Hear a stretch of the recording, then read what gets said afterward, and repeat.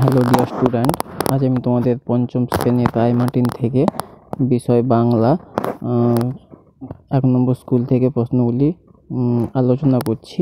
তো তার আগে তোমরা দেখে নাও প্রথম পর্যায়ক্রমিক মূল্যায়ন থেকে কোন কোন বিষয়গুলো পড়া হবে আর ব্যাকরণগুলো কি আছে, সন্ধি, ব্যঞ্জন সন্ধি, শব্দ, পদ, ঠিক আছে। আর তার টাইপগুলো দেখে নাও।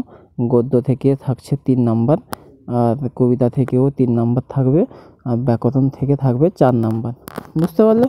তো তোমরা যারা আমার চ্যানেলটি নতুন দেখছো তারা অবশ্যই কিন্তু সাবস্ক্রাইব করে নেবে আর বেল আইকনটি বাজিয়ে দেবে, যাতে পরবর্তী ভিডিওগুলি তোমরা তোমাদের ফোনে পেয়ে যাও। তো দেখতে থাকো। 1 নম্বর প্রশ্ন দিয়েছে যে দুটো বুনো হাঁস দলছুট হয়েছিল কেন?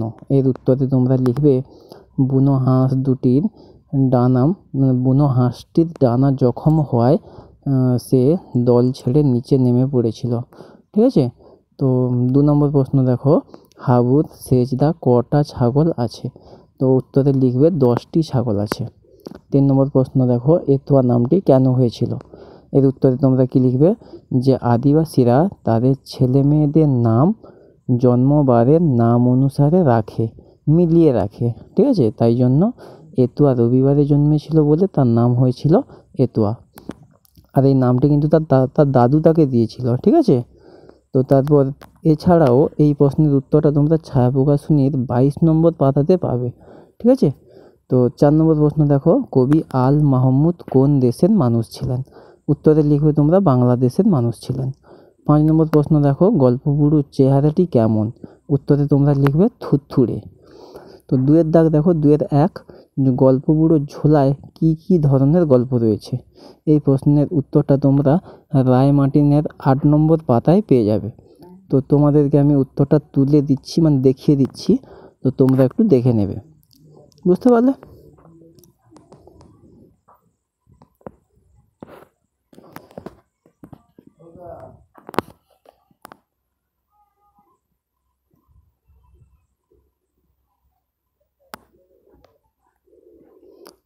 তো দেখতে পেয়েছো?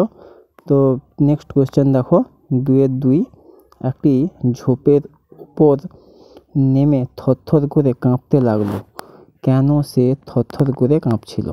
তো এই প্রশ্নের উত্তরটা তোমরা ছায়া প্রকাশনীর 13 নম্বর পাতাতে পাবে, ঠিক আছে। তো দেখো উত্তরটি বলে দিচ্ছি, তো তোমরা তুলে নিতে পারো, আর না হলে ছায়া প্রকাশনী বইয়ের 13 নম্বর পাতায় এই উত্তরটি দাগ দিয়ে নিবে, কিন্তু তোমরা রায়মার্টিনের বইতে এই প্রশ্নের উত্তরটা পাবে না। 3 নম্বর প্রশ্ন দেখো, 3 দাগের শব্দার্থ, ন্যাড়া, ন্যাড়ার শব্দার্থ হচ্ছে পাতাহীন। 3-2, করুণ মানে হচ্ছে কাতর। 3-3, নালিশ, এর শব্দার্থ হচ্ছে অভিযোগ। 4 দাগ দেখো, বাক্য রচনা করতে বলেছে যে কোনো দুটি, চিঠিপত্র দিয়ে। তো লিখবে যে পিয়ন দাদা আমাদের বাড়িতে চিঠিপত্র পৌঁছে দেয়। 4-2, পাঠশালা, যে গ্রামের মাঝখানে একটা পাঠশালা আছে। 4-3, ভগবান, যে আমরা বিপদে পড়লে ভগবানকে ডাকি।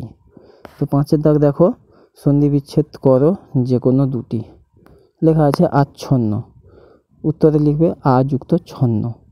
5-2 দেখো, উড্ডিন, উড্ডিন দিয়ে লিখবে উথ যুক্ত ডিন। 5-3 লিখবে বিপদজনক, এর উত্তরটা কি লিখবে বিপদ যুক্ত জনক, ঠিক আছে। তো এই হলো আজকে 1 নম্বর স্কুলের প্রশ্ন উত্তর আলোচনা। তো পরবর্তী ভিডিওগুলির জন্য তোমরা আমার চ্যানেলটিকে অবশ্যই সাবস্ক্রাইব করে রাখবে। Thanks for watch.